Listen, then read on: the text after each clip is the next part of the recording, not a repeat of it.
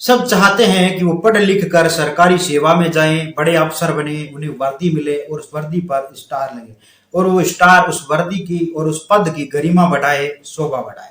Hello and welcome friend, मैं हूं अनिल सारस्वत और आप देख रहे हैं अनिल सारस्वत यूट्यूब चैनल। आज के इस वीडियो में हम एक ऐसे ही पद के बारे में बात करने वाले हैं जिसे वर्दी भी मिलती है, स्टार भी लगते हैं और उस पद की गरिमा भी है। जी हाँ, मैं बात कर रहा हूँ राजस्थान के फॉरेस्ट डिपार्टमेंट के वनपाल की पद के बारे में। वनपाल के पद पर जानकारी देने से पहले मैं आपको एक छोटी सी जानकारी और देना चाहता हूँ।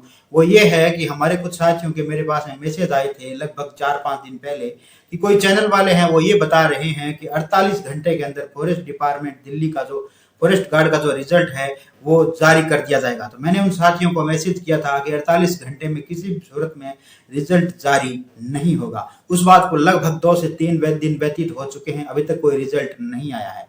साथियों, जैसे कि आप सभी को विदित है कि मैं ऑफिशियली अनऑफिशियली मेरे जितने भी एफर्ट्स है वो सारे लगाकर मैं दिल्ली जो वन विभाग का जो रिजल्ट है फॉरेस्ट गार्ड का, उस रिजल्ट के रिगार्डिंग जानकारी चाहने का पूरा प्रयास कर रहा हूं। सोच रहा हूं कि आप साथियों तक सही एवं सटीक जानकारी हो तो पहुंचा दूं, लेकिन जानकारी सही एवं सटीक नहीं मिल पा रही है, इसलिए मैं आप सभी साथियों के साथ में जानकारी नहीं पहुंचा रहा हूं। लेकिन जिस प्रकार लोग आपको गुमराह कर रहे हैं उस प्रकार मुझे लग रहा है कि क्यों न जितनी जानकारी है वो आप सभी साथियों के साथ में शेयर की जाए। साथियों, जो जानकारी मैं आपको दे रहा हूं वो बिल्कुल अनऑफिशियली जानकारी है, ज्ञात रहे इसमें विभाग का किसी भी तरह का कोई तालमेल नहीं है।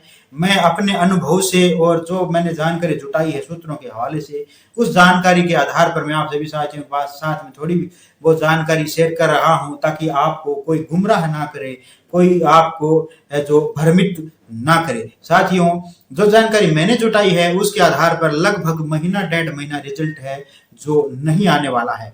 हाँ, अगर ये अलग बात है कि अगर कोई सरकार का नोटिफिकेशन चला जाए या फिर आदेश कोई जारी हो जाए तो रिजल्ट कल भी आ सकता है। ये सरकार के पास में और विभाग के पास में पावर है, लेकिन मैंने जितनी भी जानकारी आपको अभी दी है वो सारी अनऑफिशियली है। ज्ञात रहे, इस पर भरोसा करना और ना करना स्वयं आपकी जिम्मेदारी है। तो चलिए शुरू करते हैं राजस्थान के वनपाल के पद के बारे में जानकारी। बहुत सारे साथी हैं जो ये जानना चाहते हैं कि राजस्थान वनपाल है उसके बारे में आप जानकारी दीजिए, उस पद की ऑथोरिटी के बारे में जानकारी दीजिए।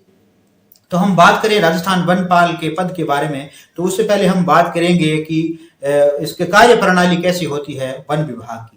वन विभाग की और राजस्थान पुलिस की जो कार्य प्रणाली है, जो पैटर्न है वो लगभग सेम होता है। एक जैसी वर्दी, एक जैसे जूते, एक जैसी इनकी रैंकिंग की जो श्रेणी है वो होती है।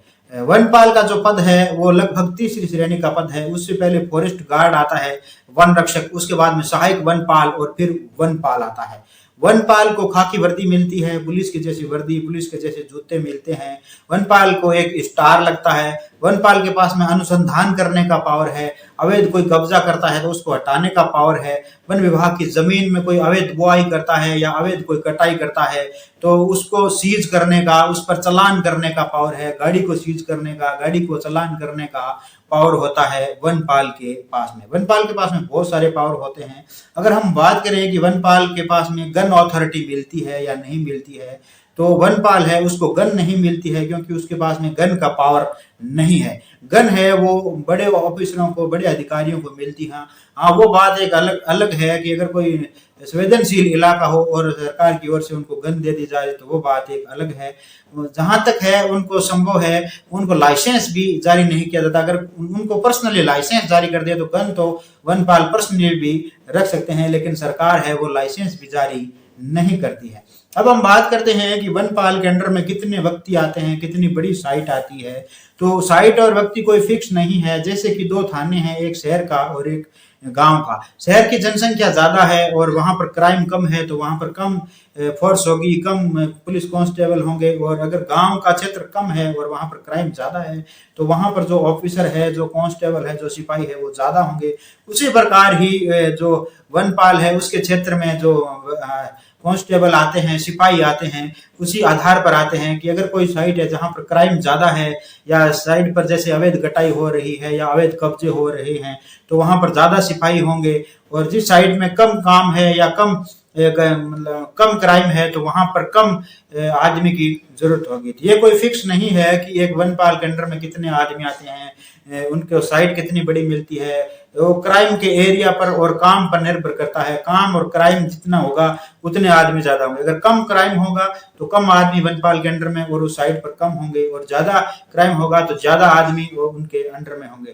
ज्यादा काम है तो भी ज्यादा आदमी होंगे, और ज्यादा क्राइम है तो भी ज्यादा होंगे। अगर कम क्राइम और कम काम है तो कम आदमी होंगे। तो ये क्राइटेरिया कोई फिक्स नहीं है। तो वनपाल को आपने जाना कि 1 स्टार मिलता है। वनपाल के पास में चालान करने का पावर होता है, गाड़ी को सीज करने का पावर होता है, अवैध कब्जों, अवैध घटाई पर पूरी कार्रवाई करने पर पूरा अनुसंधान करने का वनपाल के पास में पावर होता है।